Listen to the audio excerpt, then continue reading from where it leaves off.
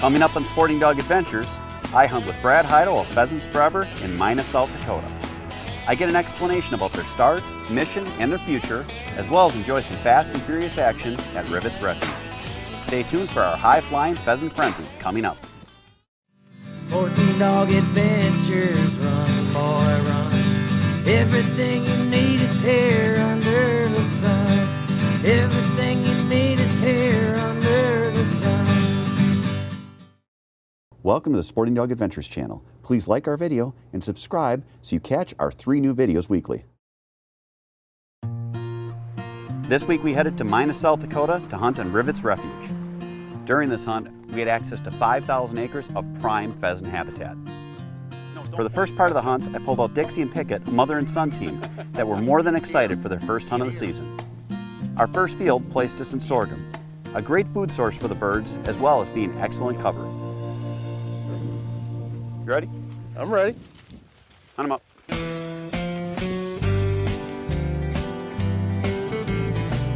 I think they're working something pretty close to you there, Brad. Old Picky and, now Pickett and Right there. Dixie. Shoot it. Nice shot. Here. Hold. Drop. Very nice.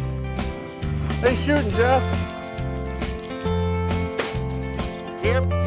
That went up right by my feet. After our hunt in the sorghum, we went to a classic switchgrass field, where Brad then explained Pheasants Forever to me. Pheasants Forever is the habitat organization. We've got an all-time record high membership this year.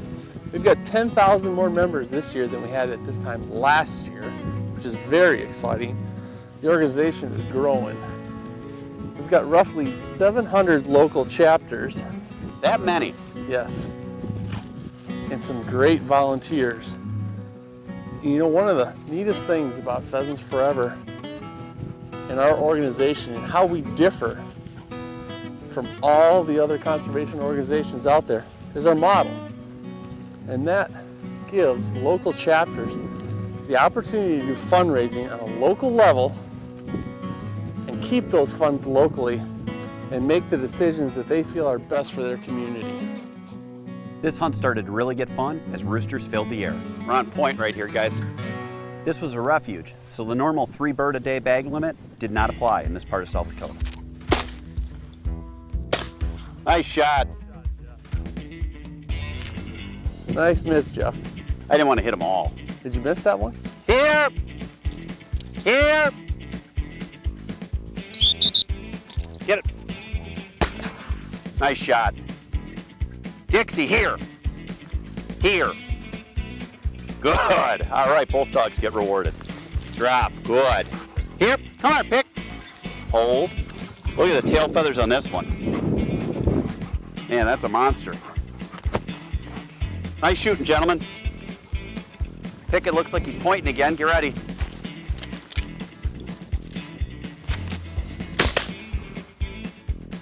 I'm on the wrong side of the field. Here. Come on. Again. Good shot. Was nice.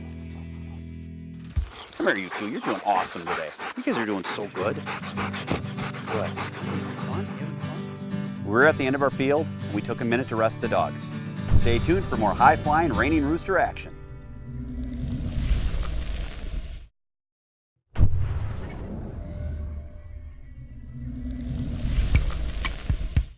Hey, welcome back to Sporting Dog Adventures. On this week's training tip, we're going to get Rommel introduced to shed hunting. He's pretty excited about it. Rommel's been retired. He's got through his master title. He's an accomplished hunting dog. He was on the couch one day and I said, you know what, buddy? We got a new job for you. We're going to teach you to shed hunt. And the first thing that I decided I needed to do for Rommel was get him introduced to a shed and actually have it in his mouth. This isn't like a normal retrieving dummy. It's not like a bumper. It's not like a bird. It's not soft. It's not pliable. It's actually a piece of bone. So we want to get him used to having this in his mouth. Another thing you can do, got a scent from Conquest here, a deer scent, and you can apply a little bit of that scent to the shed so that it gets him used to the smell. Once you have your shed, you're going to work with the dog into short grass so that he can go out, pick it up, but he's also learning scent discrimination. He's also learning the scent of a deer on the horn, and he'll put that together. We'll give him his praise, and from there, it's going to be a fun game for him. Now you can see that Rommel had it in his mouth. He's bumping it around his mouth because it's not normal. It's not something he's used to. But that's what we got to get him familiar with. If you don't, you're going to get them out in the field and they might find sheds and not bring them back. And if they're in heavy cover, you'll never even know they found one. You want to make sure that your dog is through its obedience. I like to have them collar conditioned and through trained retrieve because you're in essence asking them to be a hunting dog, just hunting for a different thing other than a bird that most of us use our dogs for. So again, it's just playing with them, having fun. Attaboy, here. And then once you get them from the light cover, you can move into like more traditional, heavier cover where you're going to find your sheds, like the woods behind me. There's a lot of scent kits out there where they have rubber horns. I actually like to stick with an actual deer horn itself, again, for the familiarization of the dog. So when getting them used to an antler shed, give them at least a week, and that'll make you more successful in the field. I hope you guys enjoyed this week's training tip. Now let's get back to the hunt, more high-flying adventures. The lodge where we were hunting at in South Dakota was classified as a refuge. Michael Helm took a minute to explain the lodge, property, and management of their refuge during our visit. River Refuge Preserve offers people that want to shoot more than the South Dakota state limit, more than 3 birds per day. They have the opportunity to shoot a higher number of birds, along with the wild and released birds that we have here on the preserve. With the South Dakota Game Fish and Parks, we have to replace 1 bird for every bird that we shoot. So we replace a released bird for every bird that we kill, whether it's wild or released. We have 5,000 acres of the best habitat, tree belts, sloughs, grass, cornfields, sorghum fields. We always are striving to change things, innovate, do new things with cover, trying to come up with the best wintering habitat for the pheasants. The Pheasants Forever model is what makes it unique and successful. Brad next explained to us how Pheasants Forever works with its local chapters. Let's just say the folks here in Aberdeen put on their local fundraising banquet. That money stays local. And those chapters get the decision-making power to figure out what works best for their community. I think a lot of times that's a complaint that you get with people. They donate money to a cause or organization for conservation, and yeah, it's helping, but they see all the money transferred away, and it's a disincentive. So I think that's a fantastic model. Yep, and that's what makes our organization so strong. And then when they raise those local funds, they're able to put them into different efforts. And whether that effort is working with the local landowner to help enhance and protect his property for upland birds, whether that's working to purchase a piece of property that's going to be open to public hunting for you and I for the rest of our lives and for our children, and obviously their children as well. This hunting property afforded us the opportunity to hunt really unique cover. We even got to hunt my classic and favorite in South Dakota, standing corn. Part of the South Dakota experience is getting out here at the corn. So what we're doing, I'm running on the outside because the dogs are going to naturally hang by me. Pick it, get in there, hunt them up. And the wind's coming this way. We'll ultimately end up getting down to the end, and it'll probably explode because all the birds are going to run down because there's not a lot of cover in the corn. One thing you can do, which I don't have with me, is sometimes I'll put bells on the dogs so that you can hear them. And something like this, that would have been just perfect. To have a bell on each dog, you'd hear them dinging, you'd know where they were. They're staying in nice and tight, so I'm not too worried about it. They're both seasoned hunting dogs, so they know to stay in. But it's just a concern you can have when you're out here.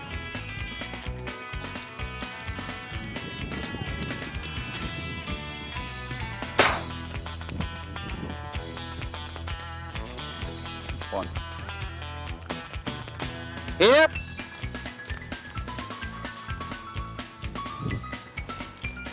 There you go. Good girl, Dixie. That's what I love about having a dog. Come here, Dix. Pick it. No. Drop. Can't imagine covering this corn without dogs. It's tough the way it is, let alone no dogs. That was a fun hunt, but those are your tough conditions, but that is part of the South Dakota experience, being out there. Brad is a great friend, and I always enjoy my time in the field with him.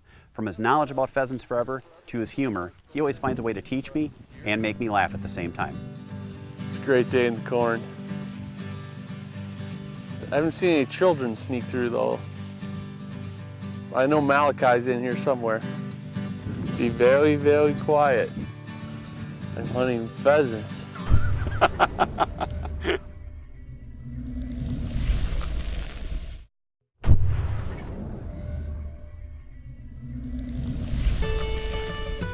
Welcome to this week's Kids Corner. This week, my friend Mitch is going to teach me how to shoot a shotgun. Okay, Cole. This week we're going to be using the Webley & Scott Model 900. It's a 20 gauge and this is the youth model. So what's great about this gun is that it's going to be fit for you. So it's going to be a little bit shorter. It's got a shorter stock, shorter barrel. It's going to be a 26-inch barrel. It's going to fit you perfectly. We're going to get you out, go through the fundamentals of shooting, then we're going to shoot some birds and get you hitting some. Okay. Okay, Cole, I'm just going to go through some real quick fundamentals for shooting today. What I want you to focus on is putting your front foot out a little bit, and then I want you to put your weight on that front foot, and then I want you to make sure that when you pull the gun up, you tuck it in real tight to your shoulder, because if you don't, it's going to kick back and it's going to hurt. It might leave a bruise. So I want you to tuck it real tight in there and make sure your cheek is all the way down on the gun so that all you can see is that bead at the end of the gun. Let's take you out and shoot a couple. Pull. Great shot. You followed that perfectly. Hit it dead center. Great shot, Cole. Pull. Pull. Pull.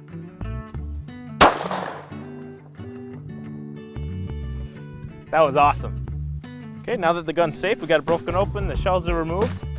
You did a great job out there. Your fundamentals were perfect. Had that weight right on your front foot, got the gun tucked in real nice, and you hit just about everything we saw. How'd that gun feel for you today? I love the gun. Now back to the hunt.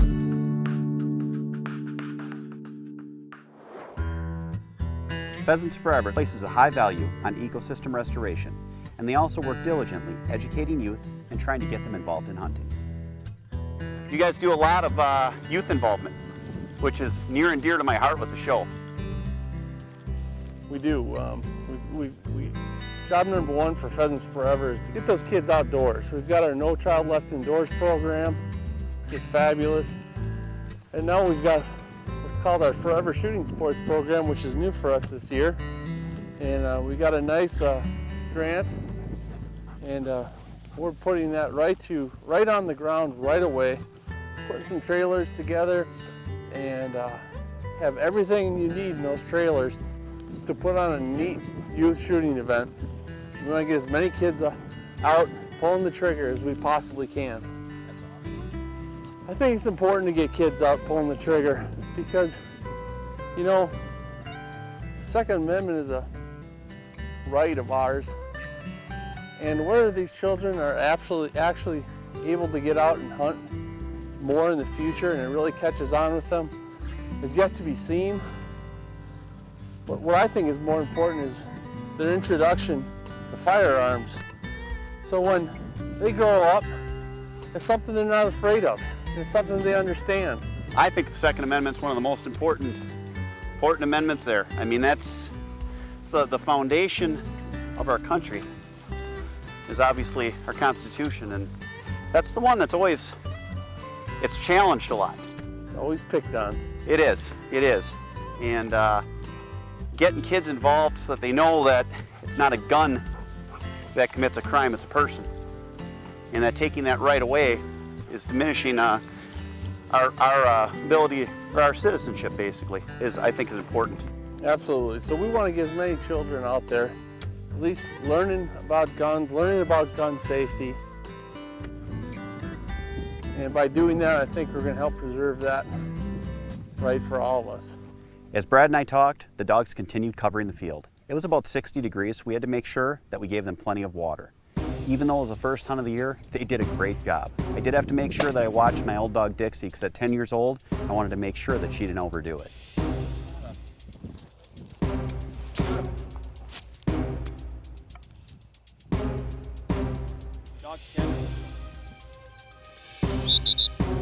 Get it.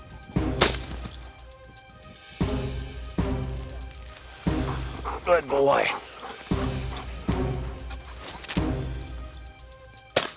Nice shot.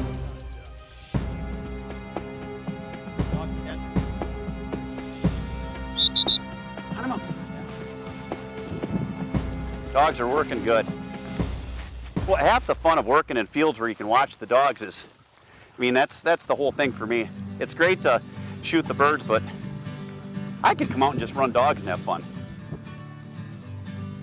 I'm getting warm walking in this stuff. Yeah.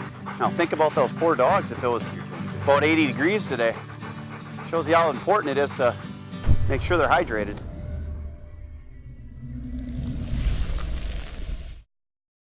We're out here with Cruz. Come here, Cruz. Sit, sit.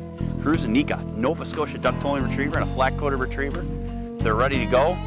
They got a couple birds that they were just working. I called them back so we could do a little intro. South Dakota, ready to go, guys? Hunt 'em up. For the last part of the hunt, I gave my labs a break. I got 2 new dogs out for the last push through some really thick cover. Brad explained how this type of cover was a goal for Pheasants Forever in their restoration projects. Jeff, one of the keys to winter survival for pheasants and quail and a lot of upland critters is habitat. Back when Pheasants Forever was first formed, Dennis Anderson wrote a story in the St. Paul Pioneer Press, I believe it was, about the habitat loss, because there's a very severe winter kill in Minnesota. When they checked the crops of all these frozen dead birds, they're full of food. They froze to death because they had no habitat. Food was not the issue. Living quarters was. I can see with any wildlife where people try to manage their properties that happens. Because people are always worried about food, food, food, food, food. And ultimately it comes down to you need food, water, and cover. Yep, and they needed cover from the elements and from predators. Cruz and Nika had a blast in this last part of the hunt. They put up a number of pheasants out of the thick cover. Oh, there you bark. Feather dance! Look at the tail feathers on that bird. Look at that. That is beautiful. Look at the coloring in that. That was like a skybuster right there. Come here, Nika. Drop. Good girl. Boy, that's South Dakota. 3 birds up and down. How about that? I always get excited when we get to the end. Always. This cover's pretty thick still though, so they probably all didn't run down. We were putting them up as we went, but the later in the year when you get a little snow cover gets down a little, it always seems like that end. Man, those roosters just don't want to flush. And then it just explodes.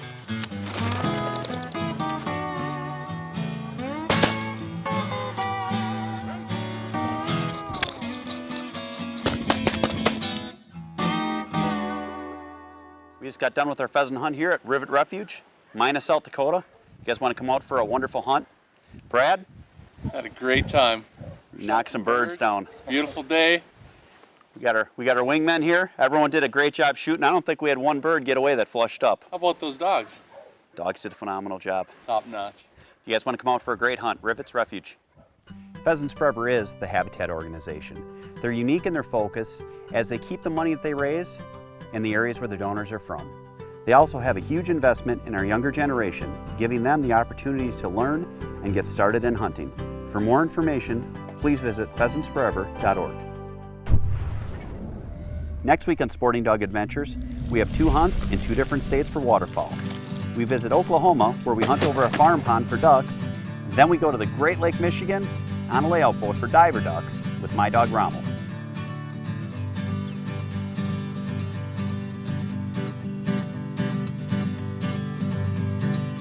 Closed captioning is brought to you by Hadel's Game Calls.